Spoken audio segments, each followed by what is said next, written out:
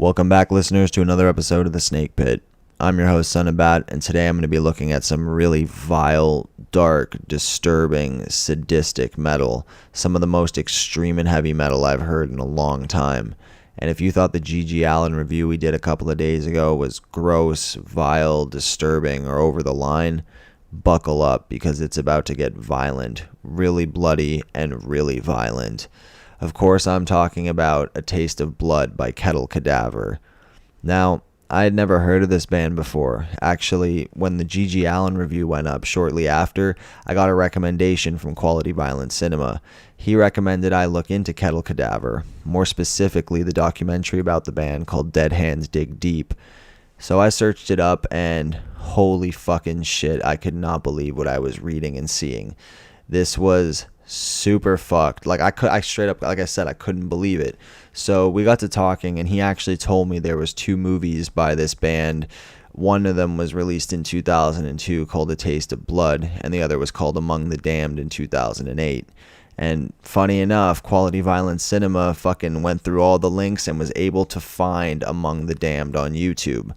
So I watched the first few minutes, and sure enough, everything I was reading was true. Like many bands that came before, a big gimmick in Kettle Cadaver, well, gimmick is a light word for this, but a big component to the stage shows was self-mutilation. Now, I don't mean to take away from people like Iggy Pop, G.G. Allin, Sid Vicious, or Dead from Mayhem, because those guys definitely fucked their bodies up something fierce. But the lead singer here, Edwin Borsheim, took it to new fucking heights. Like, he took it to ghoulish Hellraiser-esque levels. I'll get more into that later, but this band was so insane that one of their shows got canceled in 26 seconds. Just a very bloody and raw, visceral experience that, I don't think has ever been mimicked to this day, with, like I said, huge homages to Hellraiser and almost like a Road Warrior Thunderdome-esque type environment of blood, sweat, and hell. These concerts looked brutal, and these movies are a fucking evidence recording of how fucking crazy this shit is. So I'm going to try to avoid talking specifically about the mindset of Edwin Borsheim because I don't really know too much about him. Like I said, I've just gotten into this band. I'm going to try to talk more about the movie and what I just basically saw there and isolate it from the others. But yeah, this movie, A Taste of Blood, is basically 5 songs. It's about 18 minutes, so it's not really long, but it's really fucked up. Like, it gets really hectic from the jump. Like, it is brutal. Released by Horror Rock Records in 2002.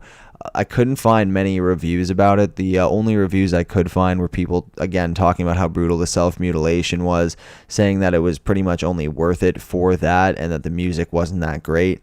But separating the music from the really fucked up visuals, this band is very close to industrial metal. There's a few labels like goth rock, crossover, or death rock, but industrial metal I find suits them a lot better. They're from Temecula, California. Hope I said that right. And they were formed in 1995. And it says on the Encyclopedia Metalum that they were formed in 95 and they were disbanded around 2017. Now, I couldn't find any exact confirmation on that. Like I said, articles are pretty scarce. A lot of them connect back to the documentary, and I didn't want to spoil that for myself. So really not a lot of information, but from what I'm going off here, the last single was released in 2011. So I'm just going to say that they disbanded in 2011.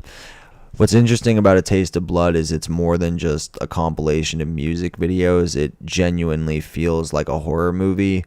There's little interludes between a couple of songs that just walk around Edwin's house that kind of create this horror atmosphere. The guy's house was covered in customized blades, chainsaws, spikes, leather, fucking horror shit everywhere. You know what I mean?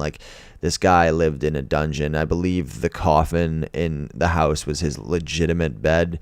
So just a wild setup. The first shot we actually see for Pumpkin Man is the picture you see in the podcast, 100% real. It is Edwin with a barbed wire Jesus crown and hooks going from his eyebrows to his lips, holding his mouth open like Chatterer from Hellraiser.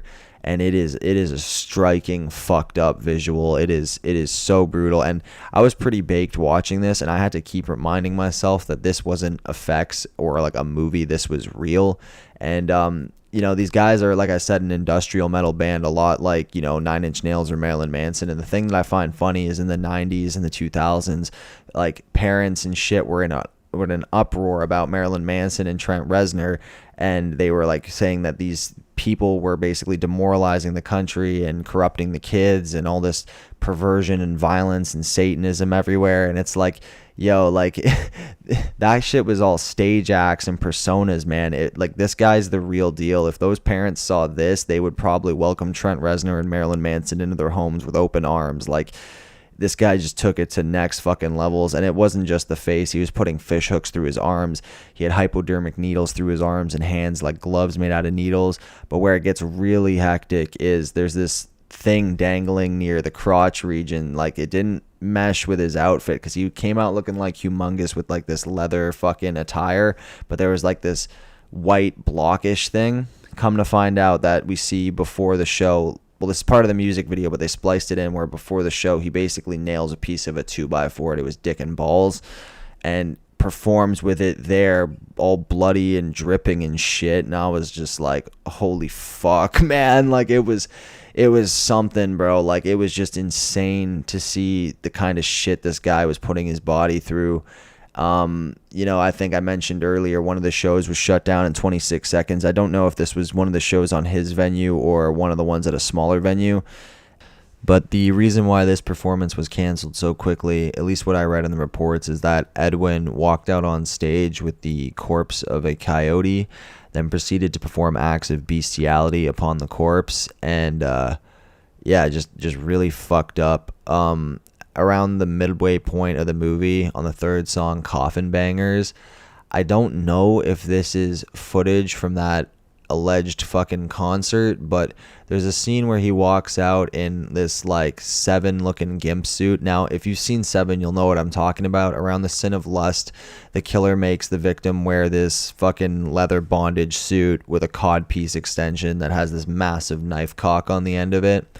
Now, Edwin walks out with wearing this, and dragging behind him, he has the skin corpse of an animal, which I assume to be the coyote, and then he proceeds to violate the corpse with the knife cock extension.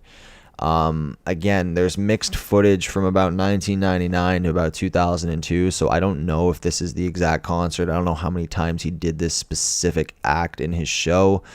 Really fucked up, and yeah, I mean, like, I don't care if you're like self-mutilating or doing that shit to yourself, man, but once you bring like animals and shit into the equation, it starts just becoming really, like, you kind of cross the line.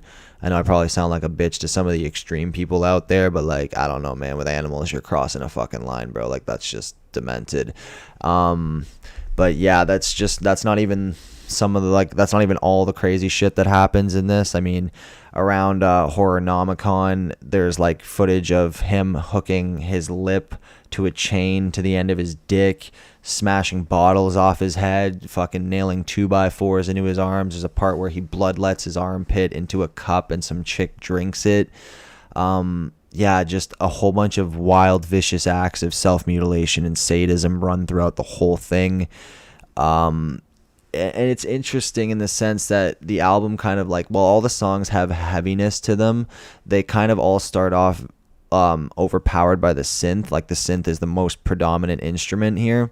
But on the last song, Blood, it goes full on fucking black metal. And honestly, like I said, isolating the music from the really fucked up visuals, I did enjoy the music, and I'd have to say this was my favorite song in the whole thing. Pumpkin Man was pretty wild too, but Blood was it slapped. He comes out decked out in this spike studded fucking humongous road warrior looking outfit.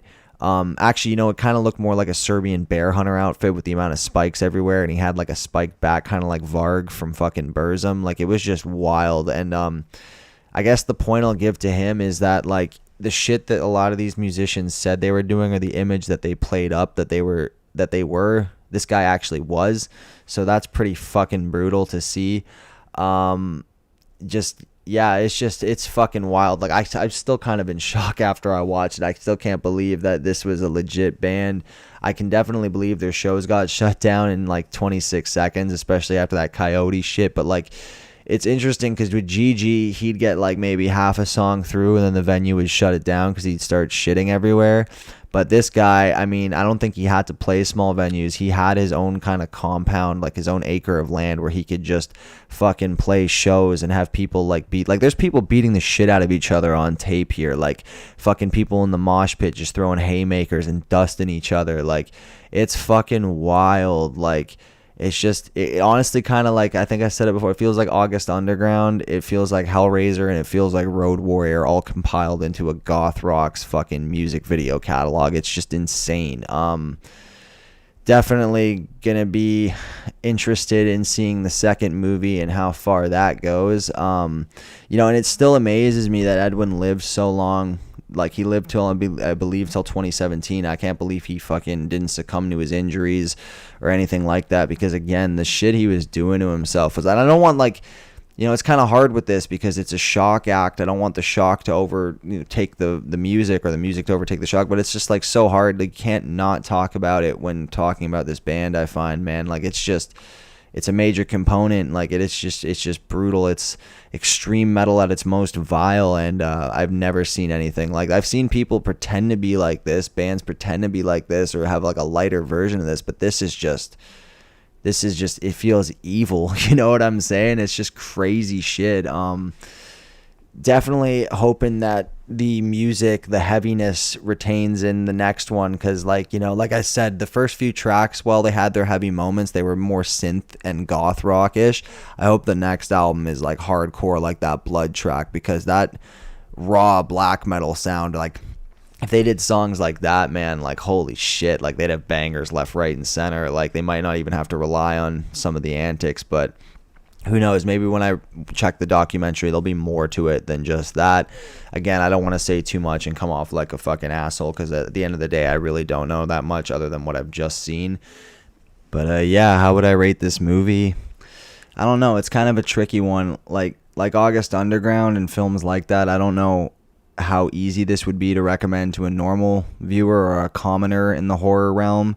I feel like with extreme viewers, they've probably seen a lot worse, especially you guys who tune into the channel. So I want to say maybe half of y'all could handle it, and then the other half should just avoid this at all costs. The other reason why it's really hard to rate it is because it was only 18 minutes. It's the shortest thing I think I've reviewed on the channel so far. So, there's that. It's not technically a movie, but at the same time, it kind of just, like, there's just a whole bunch of elements about it that make rating it weird, and even recommending it even more difficult. But I'd say for my extreme viewers out there, definitely look into this, because this is crazy. If you're into extreme metal, or like want to see how far horror or metal can go, check this out. You'll never forget it, because I know I fucking won't. This was one of the craziest things I've seen in a long fucking time.